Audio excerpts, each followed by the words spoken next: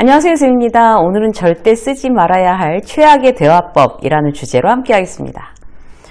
저 사람 참 말을 이상하게 한다. 이런 느낌을 주는 사람이 있죠. 그러면 어떻게 돼요? 말하기 싫어. 말이 안 통해. 이런 거예요.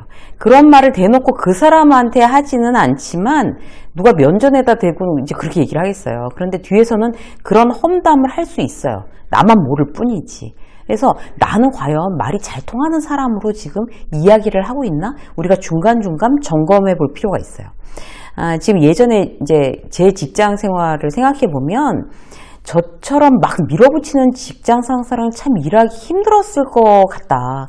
마음고생을 우리 직원들은 참 했을 것 같다. 이런 이제 반성이 돼요, 사실. 만약 그때로 돌아간다면 그렇게 말하지 않을 것 같아요, 저도. 지금 제가 반성하고 있는 최악의 대화법은 늘 제 판단이 맞다라고 좀 생각을 했던 것 같아요. 그래서 그냥 통보하고 토론이나 합의 없이 그냥 밀어붙이는 거. 이런 걸 왜 그때 그렇게 했을까? 그게 얼마나 왜 직원들을 힘들게 했을까? 그런 생각이 들어요. 나를 보고 그때 말이 안 통한다고 생각했겠구나. 뭐 이렇게. 그래서 이제 제가 이제 요새 리더십 교육을 가면서도 그런 제가 잘못했던 사례를 굉장히 많이 얘기를 하는 편이에요. 이제 지금 리더로 계신 분들은 이제 그렇게 하지 마시라고. 나중에 후회하지 않으려면요, 지금 내가 하는 말, 그러니까 저처럼 이제 예전을 후회하지 않으려면 현직에 있는 여러분들은 지금 나의 말, 대화법이 지금 제대로 되어 있는지 특히 리더분들은 점검하셔야 됩니다. 오늘 몇 가지로 최악의 대화법을 정리해 드릴 테니까 여기에 내가 포함되어 있는지 한번 체크해 보시자고요. 자, 최악의 대화법 첫 번째는요, 상대를 당황시키는 말이에요. 대표적으로 이제 내가 요청한 적도 없는데 느닷없이 지적을 하거나 나한테 충고를 막 하거나 이런 거, 조언을 하거나 이런 경우죠. 그럼 당황하죠, 사실.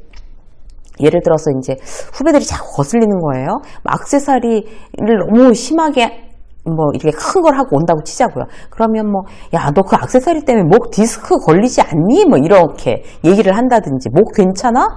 디스크 온다 그러다가 일에 집중이 되니? 그래가지고, 이렇게 하는 거. 그리고 이제 손에다 굉장히 과도한 어떤 손톱, 네일을 붙이고 이런 직원한테, 그래가지고 컴퓨터가 처지니? 이런 거 있잖아요.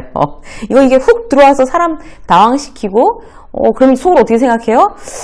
왜 참견하지? 이런 마음이 이제 들게 하는 거죠. 남을 당황시키게 하는 말의 대표적인 거예요.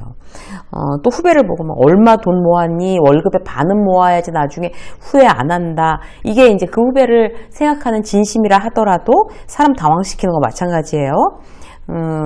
예전에 이제 저는 어떤 일로 직원들을 당황시켰을까 생각해 봤어요. 그런데 이제 대표적인 거, 이제 일본에서 제가 유통을 계속했으니까 일본에서 이제 브랜드를 들여와서 국내에 막 매장을 오픈하고 이제 영업하고 이제 이런 일들을 한 적이 있어요.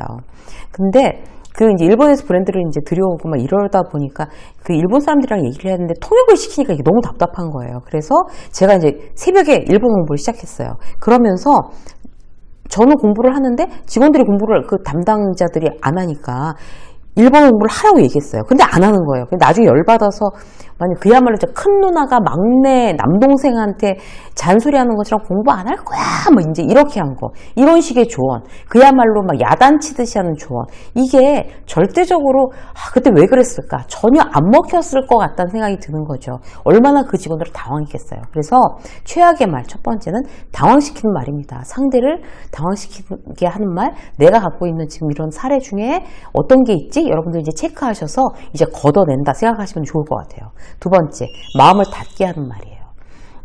당황시키는 말의 업그레이드 버전이죠. 제일 대표적으로 딴짓하면서 하는 말. 그러면 상대는 말하다가 마음을 탁 닫아버립니다. 상대가 어떻게 생각하겠어요? 건성으로 나를 대하는구나, 이렇게 느껴지는 거죠. 당연히 마음을 닫죠. 특히 직장에선 직장 상사가 이런 실수하기 대단히 쉽습니다. 집에서도 가족한테 편하니까 이렇게 하기가 굉장히 쉬워지는 거예요. 대화하면서 딴짓하는 거 뭐 있어요? 일단 핸드폰. 항상 핸드폰이 제일 문제예요. 그죠?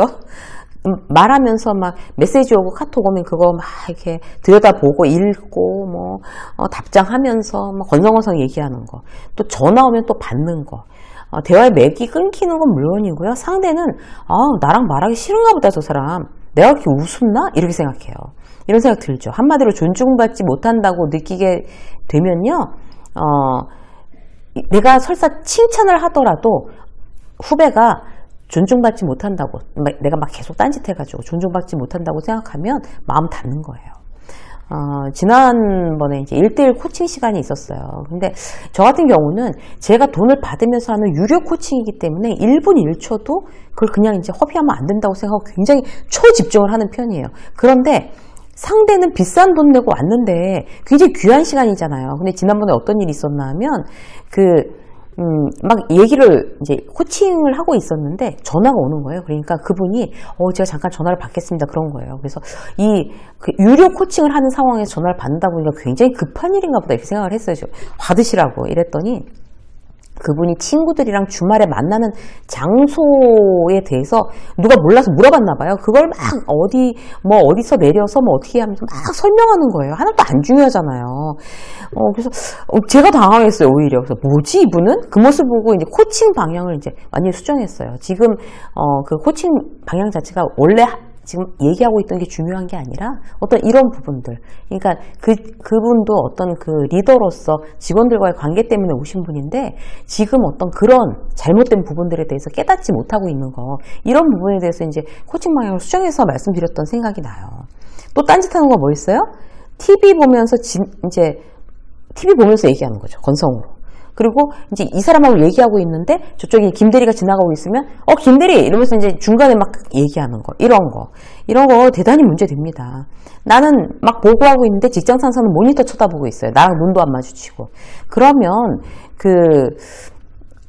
이제 얘기를 계속 하기는 하지만 내 얘기를 제대로 안 듣고 있다라고 후배는 생각하고 있죠. 게다가 또 엉뚱하게 질문해요. 이러면 한심한 직장 상사 되는 거예요. 또 딴짓의 종류가 뭐 있어요? 딴소리 하는 거. 내가 분명히 A에 대해서 이야기하고 있었는데 B에 대해서 대답하는 그런 직장 상사. 그래놓고 참 뭐라고 했지? 라고 또 물어보는 거. 실제 강의하다가도 저는 그런 경우 봐요. 저는 이제 강의하면서 굉장히 예민해지거든요.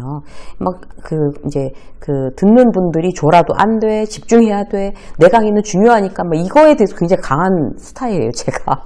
그런데 질문을 해보면, 이게 중간에 제가 소통 강연이니까 질문을 하잖아요. 그러면 엉뚱하게 무슨 다른 얘기를 하시는 분들이 계세요. 그러니까 저는 분명히 저를 계속 쳐다보고 있었으니까 이제 이분한테 질문을 했는데 엉뚱한 딴 얘기 한단 말이에요. 쳐다만 보고 듣지 않았다는 얘기예요. 근데 1대1로 앉아 있으면서도 그런 경우가 있을 수 있다는 얘기예요. 나한테 이렇게 하면서 들었는데 실제로는 듣지 않는 거. 어때요, 여러분? 마음을 닫게 하는 그런 이야기입니다. 그래서 우리는 그 사람, 대화를 할 때 그 사람한테 대단히 집중하는 거, 이걸 굉장히 기본적으로 여러분들이 그런 태도를 절대로 잃지 않으셔야 된다는 거 강조해서 말씀드리고요. 자, 세 번째, 최악의 대화법, 적으로 만드는 말이에요. 마음을 닫는 정도가 아니라 여기서 이제 한 발 더 나간 거죠. 적으로 상대를 돌려 세우는 말이 있습니다. 이런 거 있어요. 기분 나빠하지 말고 들어. 이런 거 있잖아요. 벌써 기분 나빠요. 일단 말머리 망쳤어요. 솔직하다는 핑계로 무례하게 하는 말. 예를 들어서 이제 확 웃으면서 이제 저쪽에서 막 이제 떠들고 있었어요. 그러면 그 후배한테 정말 너 웃음소리가 너무 시끄럽다. 정말 시끄러운 무슨 아줌마 같아. 어머, 내가 너무 솔직했나? 미안. 이런 거 있잖아요. 이거 솔직한 거 아니라 대단히 무례한 겁니다. 최근에 이제 이렇게 막 살이 찐 동료가 있다고 해요. 그러면 후배가 있다고 해요. 그럼 요즘 살쪘지? 그렇게 관리 안 하면 금방 당뇨, 고혈압 온다? 중년에는 몸 관리해야지. 그게 뭐냐? 이렇게 얘기하는 거. 그런 말은 정말 무례하고 적으로 돌려 세우는 말이에요. 다 너를 생각해서 이런 핑계를 대지면 아니에요. 그냥 무례한 거예요.